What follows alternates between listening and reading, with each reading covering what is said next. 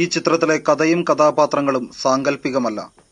വ്യക്തികൾ അവരുടെ യഥാർത്ഥ ജീവിതത്തിന്റെ ഭാവതാളങ്ങൾ ക്യാമറയ്ക്ക് മുന്നിൽ അവതരിപ്പിക്കുകയാണ്. അതിനാൽ ഇതിൽ താരങ്ങളുമില്ല, പച്ചയായ അനുഭവങ്ങൾ മാത്രം. സമകാലിക കേരളത്തിലെ ഇരുണ്ട യുഗമായ മദ്യനിരോധനത്തിന്റെ സമയത്താണ് ഈ ചിത്രത്തിന്റെ ഷൂട്ടിംഗ് നടന്നത്. ഇതിലെ കഥാപാത്രങ്ങൾ മദ്യപിക്കുന്നതോ പുകവലിക്കുന്നതോ എന്തിന് അഭിനയിച്ചതുപോലും അവരുടെ കുറ്റം കൊണ്ടല്ല. എല്ലാത്തിനും കാരണം സംവിധായകൻ മാത്രം. ഡ്രൈഡേ പോയി പണി നോക്കട്ടെ. സുനിയാടിന് സാധനം കിട്ടിയിട്ടുണ്ടല്ലോ, ഞാൻ ഒരു മേടിച്ചു തരാം.